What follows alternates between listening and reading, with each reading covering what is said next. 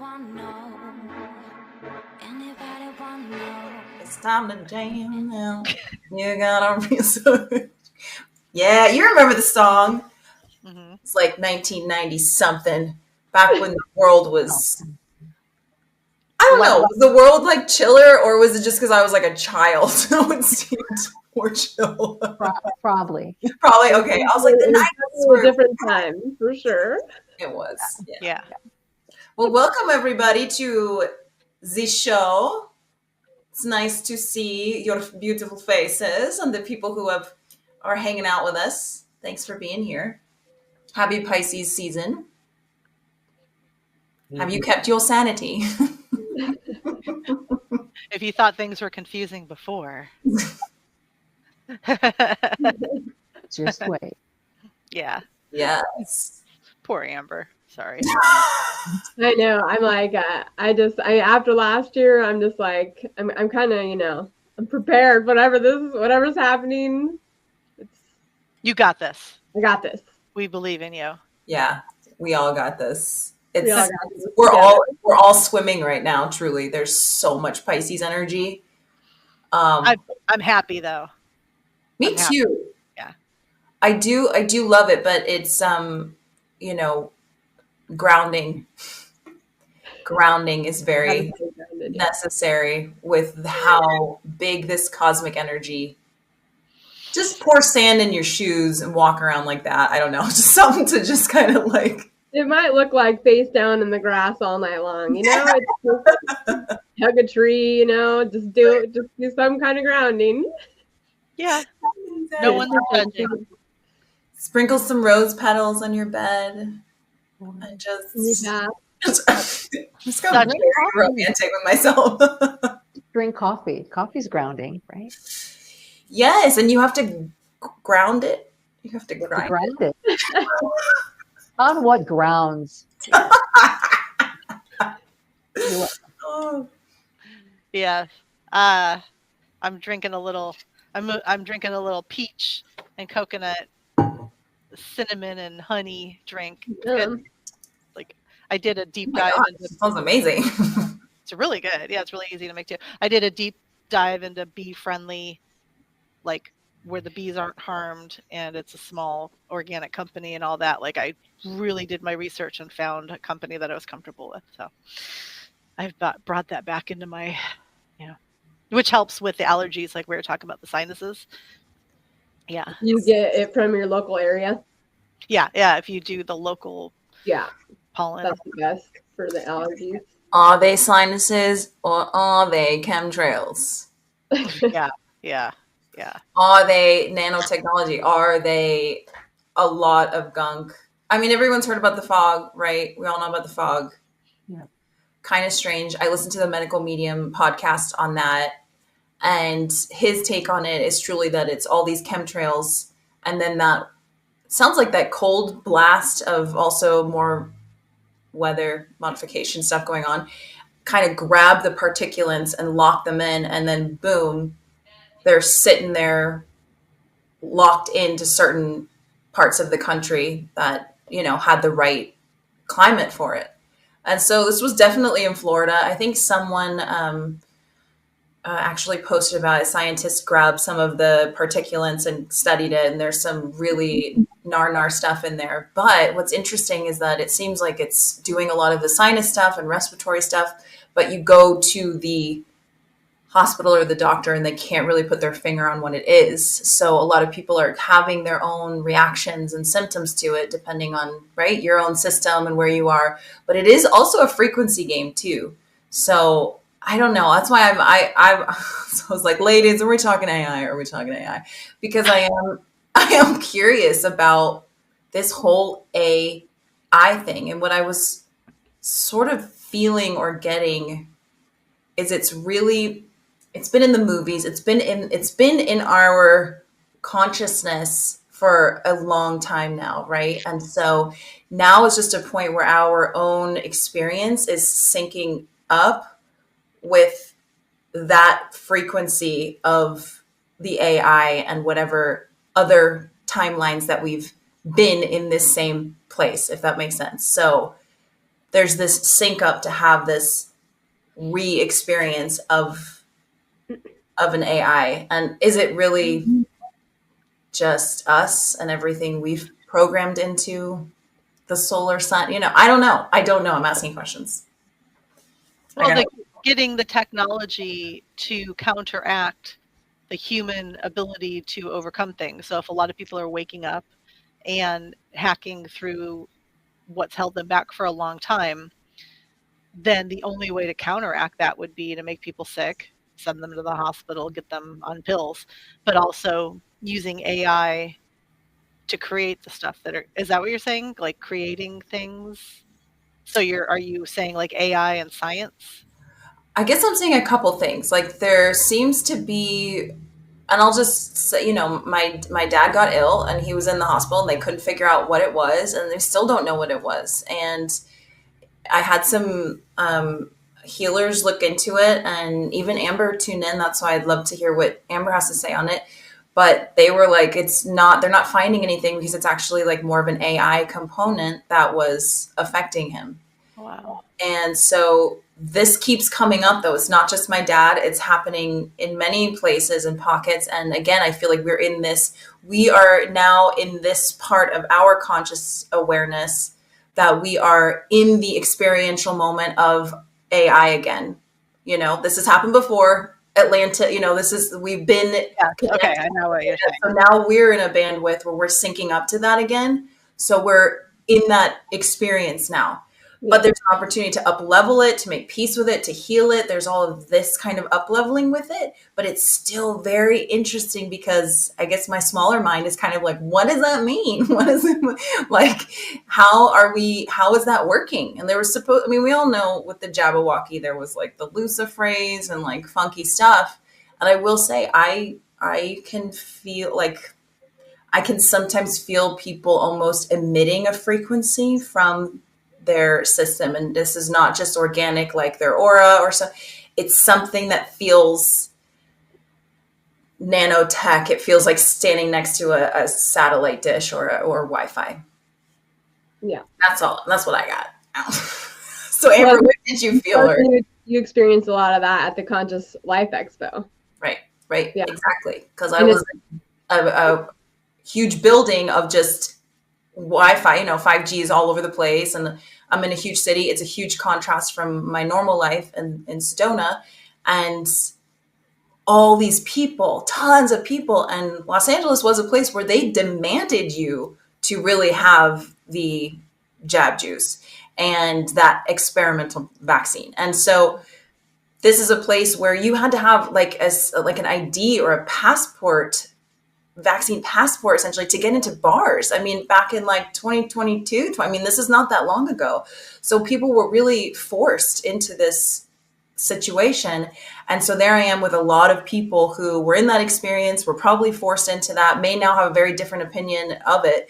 But either way, it was like, certain people would come up to me and I would feel like dizzy inside of me. That's how my body feels it. It's like a wave inside of me that almost wants to knock me over. Yeah. And then within that frequency, what other manipulations or encodings can take place, and people manipulating the little satellite dishes that are inside of everyone. So I don't know. This is my weak terminology for it, but I hope I'm painting a picture. You mentioned AI returning, like, where we believe that there was a lot of there was tech in ancient civilizations that we have no physical trace of, supposedly, and then Atlantis, Lemuria, places like that. I immediately thought of crystals and the knowledge and wisdom and light codes that would be stored in crystals. So maybe it's revisiting now, but we have tools to counteract it, at least the negative parts of it. Yeah. Right? Well, crystals are used in so much literal technology, right? And we have crystals in our third eye. We've got, so this is like the more sexy organic version of technology, in my humble opinion. Yeah. And then you got this doodle. Which also has crystals in it too. can be, I don't know, oof, even touching it. And I have a lot of like coverage on there, but you know, there are other things peeking in to that even as I hold it, you know? So yeah, I don't know. That's my hypothesis is perhaps we are syncing up to that place, that space in the, you know, cosmic clock of experience because time is not linear. It's all right. A little record player here. And it's like, we're coming back to that. So that's why it's all feeding into our awareness again. And there's an opportunity to do it different. Yeah. And, but I have a lot of questions around it and how health wise, you know, can we mutate and keep up with it and just navigate and do it with much more wisdom and grace and heart. And I'm gonna climb into Barb's box. Oh, that sounded so weird. I'm gonna climb into That's a different podcast. That's a Oh. very, Well, you know, hey, that's the only fans version of the show. Okay, from my perspective, I'm just like, I'm gonna climb down. It was very innocent, but fuck, I got a Scorpio. So, Barb. Now that you're paying attention. Now that you're paying attention, exactly.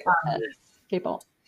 Barbarita, you know, what can you share on this? Because Barb's doing amazing alchemy. I mean, she's so low key about like what she does, but like epically creates healing freaking shit. I swear, it's incredible. So constantly, Barb is my go-to for healing oils and magic. So please, you know, what comes to you?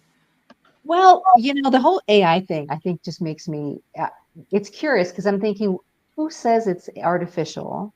Who says, to me, it's almost like this, you know, like there's this label of something. And what does that mean? Like, is it 99% artificial, non-organic? I don't know. I just have a lot of questions. For me, I kind of have, and I was sharing this with somebody earlier. It's the idea of, yes, we are in this space. In Atlantis, I do have very vivid memories of being there and crystal technology. And it was a point of like, don't do this. And then you do it and you're like, oh, shit. That didn't go well. So we do have an opportunity to redo it. And that's why I think one of the main reasons I'm back is to kind of bring some of this information back. But to me, it's like, yes, anytime there's a virus or something. So I worked in hospitals, can't believe it too, for like 40 years for me. And so we worked through Ebola, we worked through West Nile, we worked through Zika, and it's like, okay, whatever. TB, there's stuff everywhere. But you build up an immunity. And then you're not affected by that. So it's interesting to think of that from that perspective to say there's 5G. It's like, okay, we were just talking about this. It's like, I'm like, I'll bring it on because it's going to make me stronger. I'm not going to be a victim to it. Again, I don't want to be like dismissive of it because I am, but as a personality type, but that's a whole nother podcast. But the idea of just like, you know, yeah, it's there. I'm aware of it. And now I turn into my team and go, okay, how do we upgrade with this? And it's being uploaded upstairs and they're watching this to say, how's everybody doing? And it's not a good or bad. It's just, do you have the ability or the insight to say, I'm not going to let that bother me. Same thing with chemtrails. I'm like, bring it on. I don't know what's in there, but I know that I'm here to be strong through it. And it doesn't mean that I'm not going to get symptoms or whatever, but I'm not going to let that take me down. I just have a very strong boundary with my team. And I'm like, if you want me here, boots on the ground, I'm happy to do it, but these are my non-negotiables. None of this, none of this, none of this. It's like I'm just observing, and I uploaded back upstairs to go, oh, that's what's going on here. This is what's happening in this pocket. And I think it's aspergillus or aspergillosis is what people are getting with that. That's in those, the fog that you were saying. Not a very common thing. And I used to work in intensive care. We saw all kinds of interesting things. Not a very common one. So it's curious to see what are they choosing to bring in. So to me, it's just, I'm not saying it's fascinating or that's, but I'm like, whoa, it's interesting to me. So to me, it's like a science experiment. Sounds really bad. Well, no, I want to, can I take you back then to the point where you were saying it, Atlantis time in your memory of kind of like, oh, we went too far. What do you mean by that?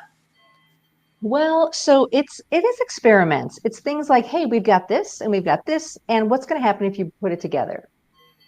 And then they're like, no, we don't do that. And it's like, no, let's see what happens if you do. And then you create these, you know, anomalies. And some are like stronger hybrids that are like, yeah, these are strong there. So for me, it's like the warrior and like the light side, the night side.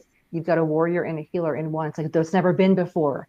we don't do that. And then you do, and all of a sudden you've got this really heart-based leader. So some of the experiments went well, and some didn't. Some went like Rocket in Guardians of the Galaxy. Oh, hey, don't make me cry. No, I know, but like truly stuff like that. I mean, yeah. And so it is, and it's been a really weird thing to process guilt around that, and think, wow, this is what you were responsible for. This is what you did, and who knows? I mean, what's real, what's not? But in my memories, it's like, oof. And so going back and kind of going, let me come back, let me redo, and let me choose differently. So it's just, so the Atlantean memories and the AI and the experimentation that was done and the hybridization that's been done, not just there, but is still being done in some places off world is, something to, I suppose. Yeah, and I'm all for everyone eating whatever kind of diet feels good for them. Like I truly am. No one is made the same. But I do remember, at least in the way that we treat animals on a mass scale right now, I remember Spirit very clearly telling me that when the animals are free, we are free. So the way that things are right now, not okay, not good. And that's why for me, it really resonated to move into a vegetarian lifestyle, because I just could not be in that frequency. And so that was very clear. And so it reminded me of what you're saying with kind of the experimentation and where we've gone too far. These are beings. What right do we have, just because we're larger than them or whatever, to mutilate, to experiment? I literally can't go to PetSmart. I do go in there, but they have these fish that just sit in these little like pea cups, and I just sit and give Reiki, and like I cry first and then I give Reiki, and all I want to do is like take them all and run away with them and like yell and make a scene and be like, do you know what you're doing? Like these babies, I can't even talk about these, just like sweethearts, and and that's the kind of stuff that we really need to reconcile. Yeah. I agree. Yeah. Animals are healers, and if you allow a healer to do what they're good at and you treat them with respect, then you're going to receive the healing and the high vibrations and frequencies. I've watched my boyfriend completely heal himself on our farm. Yeah. And so many animals have joined our magic there. It's so beautiful. It's like it's incredible to witness. So thank you for making that choice to a gentler lifestyle. Yeah. And at the same time though, too, you think about like what really is out there, and how do you merge with this other intelligence, and how do you upgrade? And at some point, I mean, what I see in my reality, there are replicators. You don't even need animals. You don't need plants. It just comes. It's like 3D printed, but etheric. So that's how I see it, like upstairs. So it's not even an issue. I mean, you've got animals that are working at the consoles, and they're all everybody's working together, and it's just this beautiful world. So bringing that down here is what I'm all about. That. Yeah. Yes. What do you think, Amber? Yeah. Amber has like whales that just casually come in and like Reiki her with their frequencies. So yeah, like we need you to weigh in on this magic. The animals, to me, we can actually connect to the animals and utilize their senses and their abilities. And we all possess all of those qualities and all of the abilities of all the beings, and so they'd have so much to teach us, right? And it's like, that's the ancestral intelligence is, where we need to be focusing the energy and going back to, the organic style living. I think exactly what you said, Shauna, about how we're coming back to that time where the AI is coming, and what choice are we going to do this time, right? How are we going to utilize it? But we also have to remember too, we're creating the whole thing and participating and co-creating in it. And it's really about how we want to see it and perceive it, and what we want to give meaning to as far as the AI goes. And like, we actually have control over how it's going to go. And there's definitely, enough of us that it's, you know, it's just written already in the stars that it's already, you know, we righted the wrongs, you know, that's why we're all here. And we didn't come here for any other reason other than to correct all the things, you know, and bring it back into harmony and balance. And the AI can be a distraction also, right? I mean, it could be so many different things, but the idea is to be able to feel. Like Shauna said, she, you know, her and I, we can sense the AI, the artificial intelligence energy, and it makes you, if you, you know, it'll make you really dizzy and feel really weird. Like, and that's how you know it's like a, you know, it's not organic. And so it's up to us to discern the energies and to just, you know, stay away, you know, we just stay in our own lane, right? And just you, and then the technology is definitely here to help us, you know, and it is a part of us. We created it all, right? So it's just a matter of you, it's just another tool for us to learn our discernment, you know, and it's a powerful one. And we just definitely don't want to give our power away to it, and definitely got to be careful with the merging of the artificial into the human experience, you know. That's where things can get wonky. And there are a lot of people that could possibly think, oh, that's great, you know, especially like people that have medical conditions and stuff. And I do, like I said, believe that it is here to help us. We created it, right? It was created through us. So, but with everything, there is a polar opposite. Yeah. So it's just like with anything else, right? So it's like you get to choose how you want to use it and how it's going to work for you, you know. Put yourself on a timeline where everyone's using it for good, and that's just going to be your experience. Yeah. Right. It's so Pluto and Aquarius to have honest. to have Aquarius that rules technology and rules exactly the kind of things that we're talking about, and Pluto coming in and kind of like slamming it down to its core truth and showing us where we have maybe gone too far into the darkness with it and have been our own undoing with it. In the underworld, Completely taken ourselves. The underworld. Yeah. Yeah. Yeah. All this reminds me too of like, I'm curious what y'all think about synchronicities, because sometimes in my life, they've been really turned up loud, and then sometimes they're a bit quieter, but I'm curious what y'all really feel synchronicities are, because the more that I've paid attention to it and sort of assessed synchronicities, I really feel like it's just me. 100%. I think that events show up, and if you tune into it and you're in your flow state and you're aware of it, it's just, to me, I remember when I first looked up synchronicity like 25 years ago, the term for it, it said it is validation that you're on the right track. So every time a synchronicity happens, it's reminding you that you're in the right place. I believe that at any moment in time, you can lean down and draw a circle around your feet, because that's exactly where you're supposed to be. And so if you stay in that mindset, whatever compels you to look at the clock to see 11:11 every day, or the license plate, or wherever you pull numbers, or whatever your synchronicities are. I like the long play synchronicity though. Do you have an awareness of that, where Yes.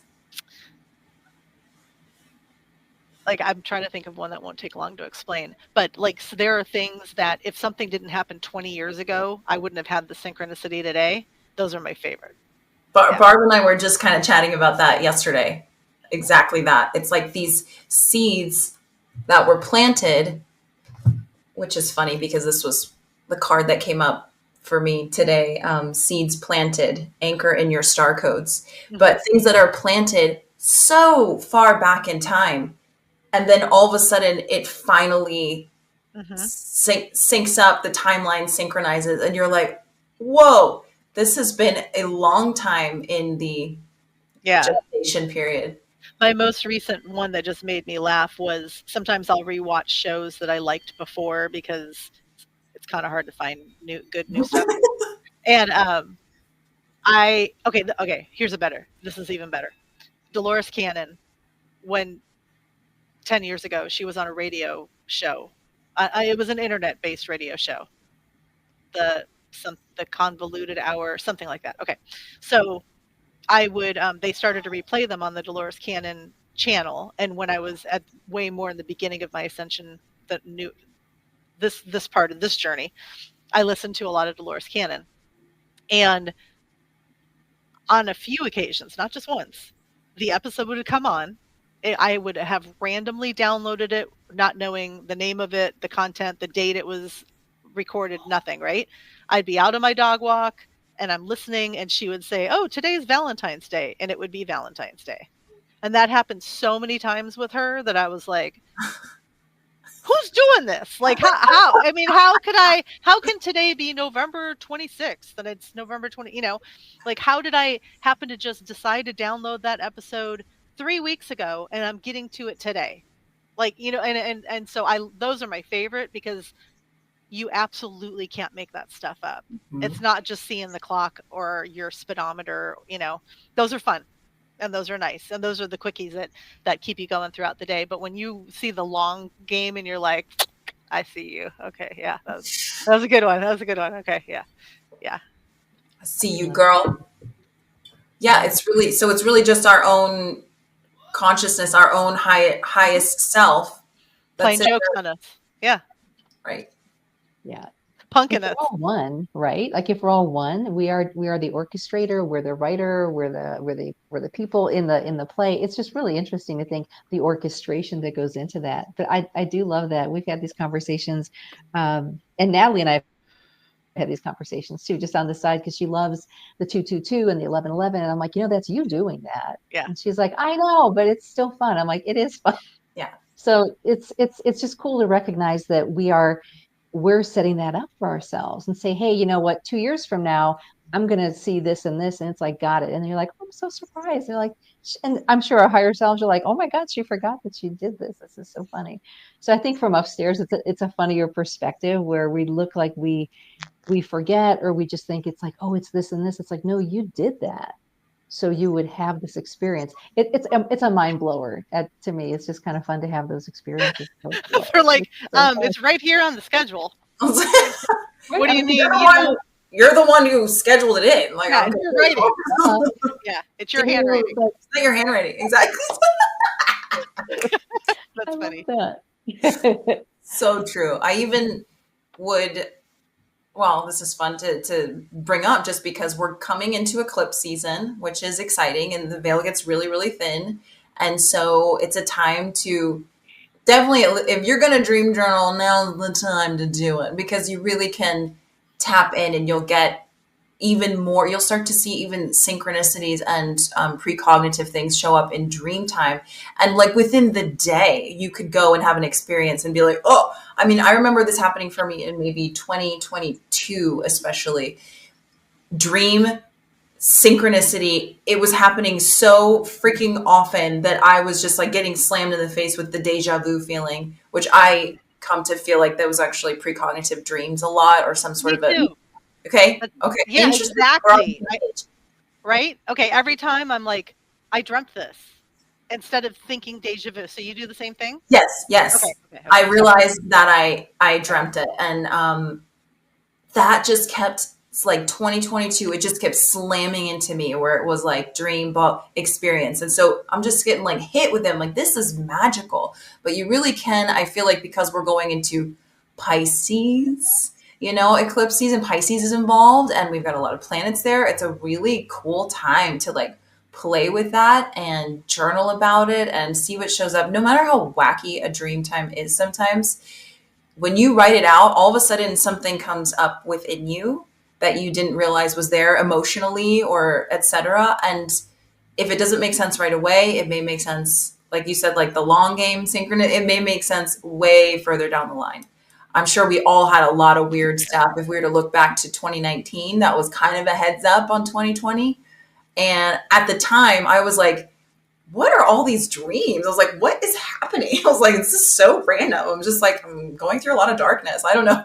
But it wasn't. It was all precursor to what was on the horizon for the collective. So anyway, I want to throw that out because I love to dream journal. I started a table of contents. I title it. It's just, if you want to keep organized, this is the Virgo part, title it, table of contents it. And then when you're like, oh my God, that dream, and it's page 97. And then you find that dream. That's great. But I had so many precognitive things, and I wouldn't have known that without journaling. So that's part of my morning sort of ceremony, though, with spirit and that sacred space, on a great day that I love to be able to do if I don't have to dash off somewhere is dream journaling. So the veil's going to get thin. I mean, we are coming in close to this eclipse. It's going to be March 13th, 14th. So we're like 2 weeks out. And then we're in the sandwich, and then the other eclipse happens. Didn't we just pick that for our next recording date? That's funny. I think we just picked that. That'll be an interesting one. We did. I think we picked the week before. Okay, matter. Yeah, okay. Yeah. But we were about to. We were about to. You see that? Spirit's like, it could be kind of wonky. Yeah. You may want to be internal. It is a lunar eclipse, so it is going to be more about, I don't want to say the shadow sides of ourselves, but sometimes the unconscious. It can be stuff that we're not really, when we're dealing with more of the moon or the lunar eclipses, it's the things that you may not even be aware of that are kind of like sitting inside of you. And then all of a sudden you're like, oh, it's something is eclipsed in an eclipse, right? Something we're not getting the full picture really yet. So there's things that may be coming up and climbing out, and we're just not really sure yet. And then there's usually about a 2-ish week window, and then the other eclipse takes place. So I call that the sandwich. It's just like. Okay, so here's what everyone should do. Yeah. Go to Instagram, look up Star Council Magic, write to Amber, put in an order. So you're ready. So you're ready to do that shadow work and just get all of this over with the second week of March. Okay. Then you work on it for 2 weeks and you're going to feel fantastic. And then you show up to the conference in Sedona on the second eclipse. And then you have all of your family around you to be able to make new friends and talk about all the stuff that just happened to you and this new version of you. And yeah, I think that's the perfect recipe. Bingo. Get a little Reiki from Barb while you're there. Yeah. Pick up the essential oils, get an angelic shield before you hit the plane. Yeah. No, we're about to rocket launch. And what's really interesting is that it's going from this, we've got Aries energy, we've got Pisces energy. So it's like the end of the zodiac and the beginning of the zodiac. And so that's part of what this eclipse sandwich that we're going to be in is. We're kind of starting to complete one story and we're moving into a new story. And how spectacular. I mean, so guided with these dates. On March 29th, the first day of the event is the eclipse. And that's going to sort of show us a snapshot into what's to come. And then on the 30th is when we have Neptune moving into Aries. So that week, like Saturday and Sunday are just like pew, pew. And I love astrology. I do pay attention, but these dates were kind of like picked for us. I mean, we were even laughing. We were doing solar eclipse events for a little bit because we were having profound opportunities to experience them in the United States. But then this one, we those dates happened, right? You got to go with what the venue has available, blah, blah, blah. It felt good. It felt right. And then retroactively, I was like, oh my God, we're still having an eclipse event. Like, yeah. And synchronicity. Neptune. There we go. Because I was like, I've been programming the astrology. Like, give us the codes, man. Just give us the codes, man. So, really amazing. And Neptune is a very slow moving planet. So whatever Neptune is up to is a big deal. So it's been in Pisces since 2012. So that just shows you how long of a snapshot of time it spends in each sign. So before making a full cycle is like, I mean, I think we're talking about probably back to the 1800s, maybe the late 1800s is the last time Pisces was going into Aries. So come on, like. So what do you, wow. So what do you think putting Neptune, which would rule like your dreams and your fantasies and all that, with moving into Aries, is that going to make a lot of impulsive decisions, or it's going to bring a lot of action? Yes. And so that's what's actually, again, the choice is what we always go back to, right? Because we're realizing we are the creators and the masters of our reality. And so what I am feeling, because, and this just could be, you know, where I'm at and my creatorship and empowerment is, to me, it's like Aries, the action, the doer, the brave heart, the courageous one, the like doing it different, unique, outside the box. The warrior is coming in and giving you that fire and energy to make your dreams come true, to make the fantasy a practical reality that is happening. And that's part of what this conference really is. It's just amazing energy that weekend and that week, because it really is, this is the 5D template. Like we are just going to do that. This is what the cities of light could feel like. Mm-hmm. And so how like beautifully guided that this energy is right there and available to us. So it's like the most cosmic, dreamy, out there fantasy, what is absolutely possible, what is like your total open-heartedness, and then Aries coming in to be like, and we gonna do it, and we gonna do it with some BDE.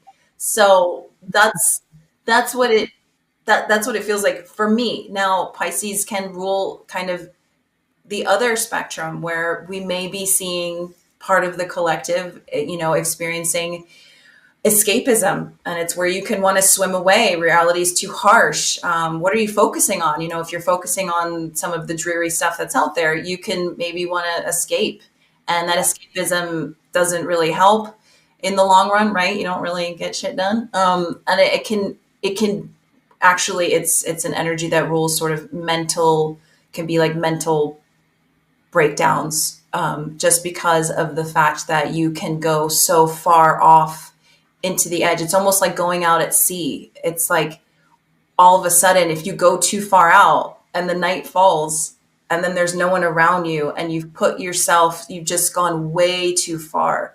So that's where the Virgo wants to come in and kind of pull you in. So that balance is so needed. Why I was talking about earthing is so needed when Pisces is the most ascended, out there water energy possible. But you can get lost at sea, dude, and that can be scary and weird. So, I mean, that's why people can almost quarantine themselves with Pisces. They can almost they feel like they just don't belong anywhere. They kind of, you know, swim away. I mean, Amber, you have solar Pisces, so I think that helps bring it to where there's, you know, Pisces moon can feel differently depending on the placement. But you know, what comes up for you with this, our Pisces goddess? I'm really emotional around this time, but I mean, it's just kind of starting to get in there. So I'm curious to see, like, with all the shifts and all the energies and the planetary alignment, like how it's going to feel. But the last few days have been pretty intense. Like when the veil, basically what happens to me is when the veil gets thin, like in the new moon especially, like I just intensely feel everything, and I can feel like these energies that the planets, you know, the solar flares. And so when the veil's thinner, then it just really affects me physically on a whole nother level. Like the nervous system gets disrupted. And it's like, I guess that's how I can start explaining it. It's like the nervous system just automatically just goes into like this, you know, it's kind of like anxiety, but it's just this very intense energy, and even breath work can intensify it. Even if I work out, that can also like, which is breath work essentially. Yeah. Right? Really, yeah. So it like opens me up, right? And so when the veil's thin, then I'm really open, and so it really affects me on a physical level. And so it's finding the balance between all of that. That's so interesting, because I've often hypothesized about eclipses that have large water energy present. What are we mostly made of?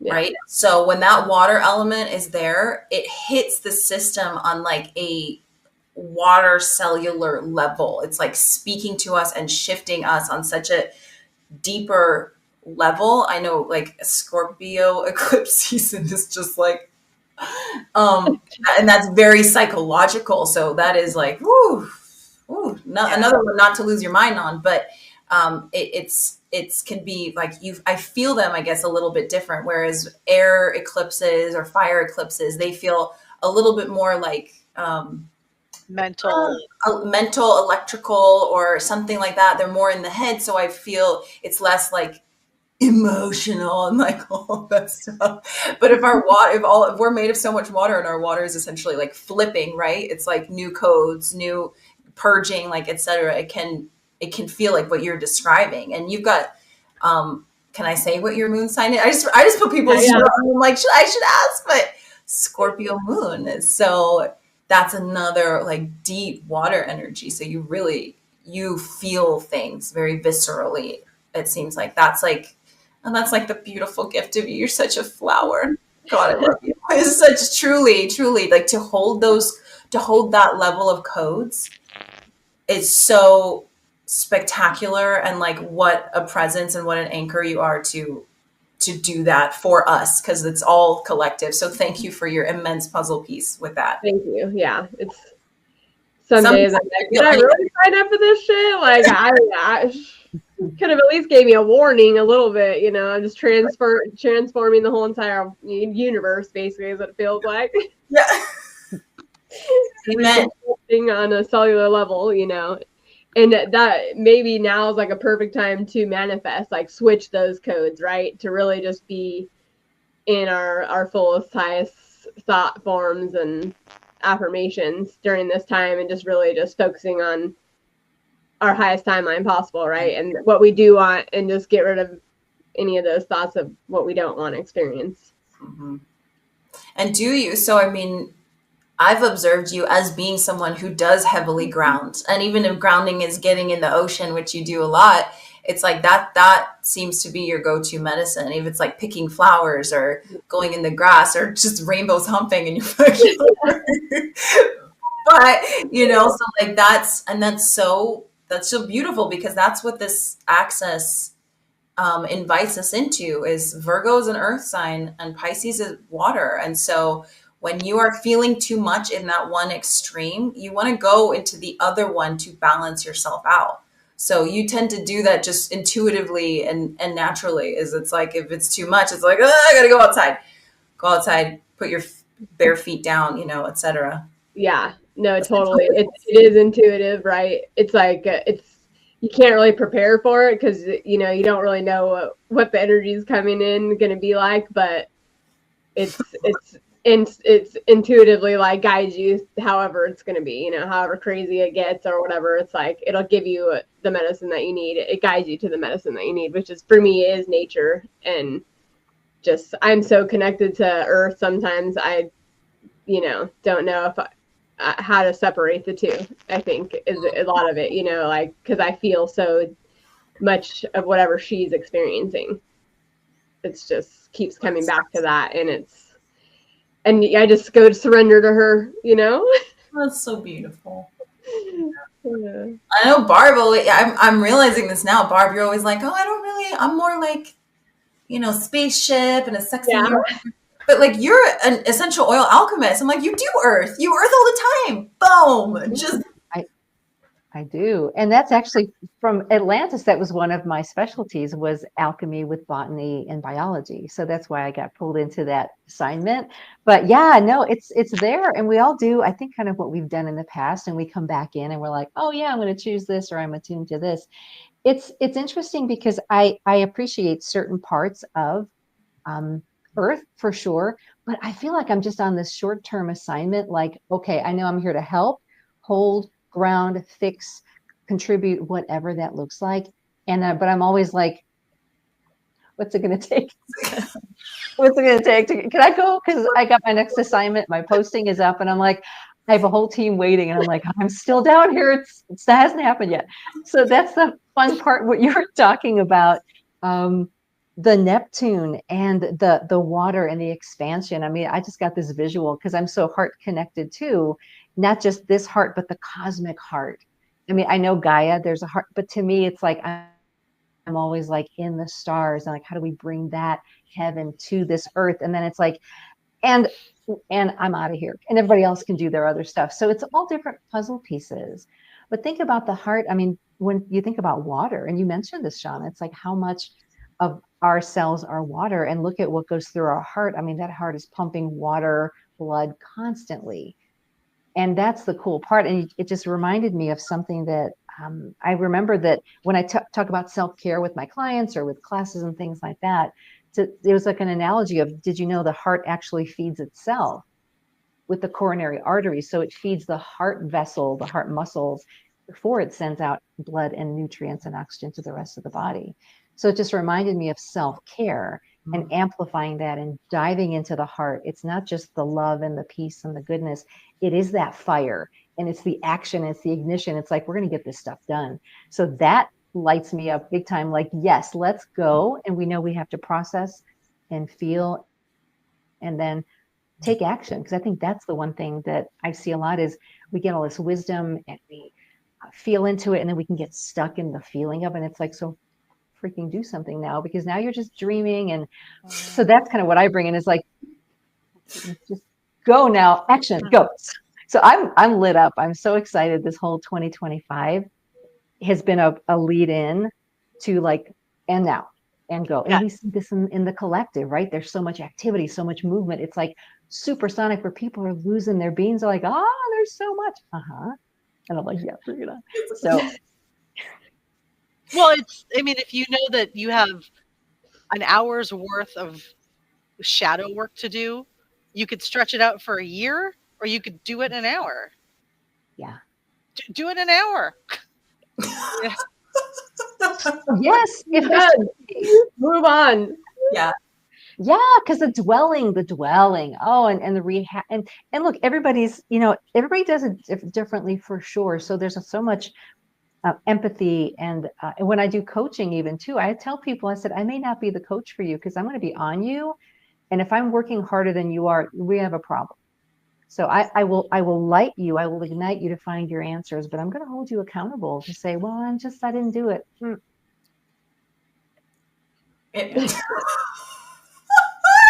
I felt that. I was like, oh, woo. Yeah, no. But like, yes, absolutely. Being accountable to yourself. I think when I switched out of victim mode, which I probably needed to do, it was like required around when I moved to California, early 20s. And I actually, once I flipped that in my mind, life got way more exciting and empowering. Because even though you're like, oh, I got to do the car insurance and it was all like a video game, and it became my thing to do. And I was like, oh, I'm going to crush this. I'm going to slam that. I'm going to get the best car insurance there is. And there's actually a website called Shauna Insurance, and I thought that was funny. But and my good girlfriend Susie, I sent it to her, and she was like, finally a name I can trust. I was like, oh, I love you. But really, it became like, I was like, oh my God, I have the video game controller. I can do this. When I was in victim, everything was just like falling in on me and happening to me, and I had no empowerment. And so, yeah, being accountable to yourself, I think, is that's self-love. I mean, that really is self-love, showing up for yourself. And then how can you possibly show up in a relationship if you're not even showing up for yourself? So that really works in tandem as well. And it could be why, relationships are having a whole facelift right now. It's that was that Libra Aries eclipse axis, and it's going to continue to dismantle relationships. That there's a reverberation with these eclipse energies. It doesn't just like, oh, and it's over. No, it kind of reverberates. And so I'm sure all of us can think of people right now where relationships didn't really work out, and it was probably for the highest and best, but that's because we were in an energy of self and other, and self and other, and that reflection and that weighing, and does it really fit, and where am I at with all this? Because I feel like moving forward, it's going to be sacred unions or nothing. Yeah. Like, and here's a good time for a reminder. Relationships are supposed to be easy.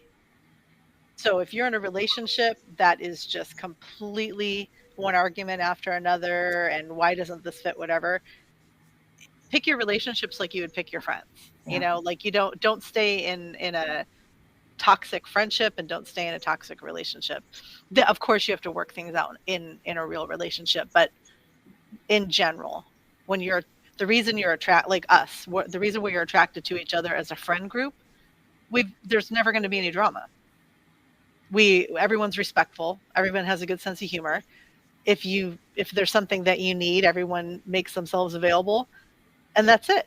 I mean, we're not robots sometimes, but like, What do you think the Aquarius is though? The emotional robot. The most emotional robot. It's true. Yeah. Little love bot.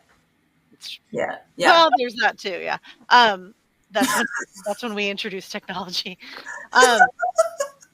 But relationships are supposed to be easy, and we are not programmed that way. The Matrix did not teach us that. No romantic novel or TV show or movie or whatever, wherever else you would get a story. They all tell you that everything is supposed to be hard. Fairy tales always have the lovers like find each other. Juliet. I mean, woo. Yeah, all of that, all this. It's all drama. It's all drama. It's all conflict. It's all trauma. It is trauma bonding. They taught us to trauma bond, and then that was romance. Yeah, that feeling of like panic, and it magnetizes you to the situation. I tend to feel now that someone gave me a really good sutra, and it was talking about how feeling magnetized to someone is usually them having a sort of piece or fractal, or there's an energy or reflection. And usually that's what so many people will get into like, I'm just so magnetized. And it's like, now I see that so differently. I see that as a piece of me that needs some sort of healing or integration or something, because there shouldn't be like a have to, like we've been taught that that's what it should look like. That's codependency. Right. And so instead now, if I experience that, I'm like, oh, there's something here for me that needs to be integrated. I almost see it as like I'm Magneto from X-Men, and I like Magneto that piece of mine like back to me and integrate it and heal it and alchemize with it. But that's not, you're totally right. There should be grace, even in disagreements, there should be conversations and grace, and total fluidity with that. If you're in some sort of weird honky tonk cycle where you're fighting all the time, you really need to look at yourself. Yeah. Well, you're miserable. Why spend another day being miserable? Because I love him. Like, no. That's a show. That is another show for sure. All of this. Yeah. Well, okay. So now getting it back to Aries moving into Neptune moving into Aries. Mm-hmm. So the dream and the this fantasy that we've created of what we believe is going to make us happy, and the actual comprehension of what's going to make us happy, hopefully this will give us a push in materializing that. And also maybe with Aquarius and Pluto helping us get more honest with ourselves too about what you could actually manifest in the real world, and then picking somewhere in the middle. You can still walk around appreciating cosplay and have a 3D job. That's okay. Like find somewhere in the middle. Completely. I remember years ago, I did a podcast with someone, and our topic was the 3D and 5D to-do list. And it really was like, it's kind of what it feels like and it takes a while before that actually just becomes your nature.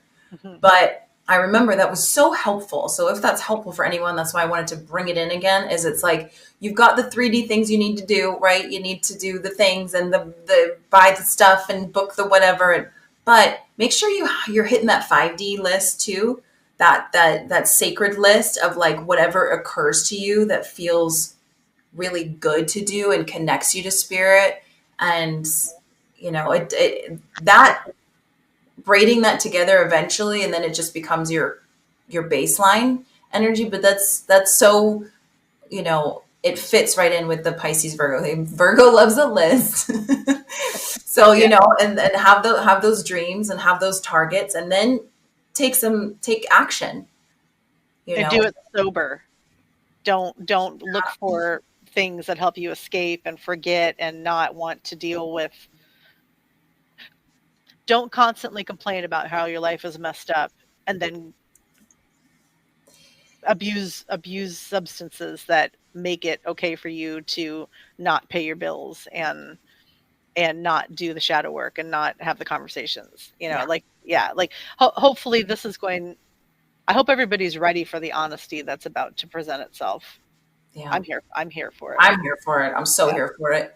And Pisces is, thank you for bringing that up. Pisces is the martyr, and it can overgive and turn itself into a doormat and then just be like, oh, this is just how it is. It's like, no, honey, boundaries equal self-love. And that's important. Like Barb was talking about, for her, the heart feeds itself first. How when we're on an airplane, what we all know what happens when that shit drops. You put yours on first, right? And so that is definitely something that the martyrdom, like that's got to stop. Like healthy boundaries, the divine no, all of this is stuff that we're really invited to get into our mastery with. And it's an exciting space to be, because we are talking about dreams and the cosmic heart and just beautiful like fantasy into reality. But that requires some discipline and steps to get there, right? So, and that's something Saturn has been moving through Pisces. That's something that Saturn was giving us some harsh reality checks about, but was really there to help us. Do you want to be the ballerina at the end that does like the amazing flips and kicks? Well, it takes a discipline to get to that whimsical, magical place and make it look and feel really ethereal. It takes a lot of hard work and some fucked up toes. Sorry, I'm just gonna say it like it is. So yeah, it's so cool. It's so cool to be here and have these conversations with you all. And yeah, I know we're at time. I think pretty much. Yeah. In the comments, bring up subjects and topics that y'all want us to talk about, because we would, not that we can't come up with our own, but sometimes we falter, and this isn't us just. Okay.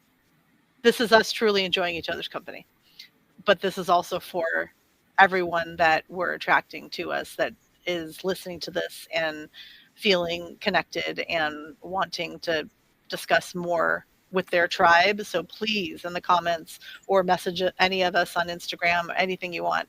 We want to address fun topics, interesting situations, conspiracy theories. Yeah. I picture it like a dinner table. Like I want to hear what is on everyone's hearts. The dinner table is, you're sitting there with us, is expanding. Please join us at the dinner table. What's on your heart and mind? What's coming up for you? I really do want to hear that. Like that's precious. So please chime in. You're a part of this conversation. Yes. Thank you. Thank you for hanging out. Thank you for hanging out. Nice. Oh. Thanks. Well, I love y'all so much. We'll see you next time. Very soon. Yes. Aloha. Take care. Ciao. Bye.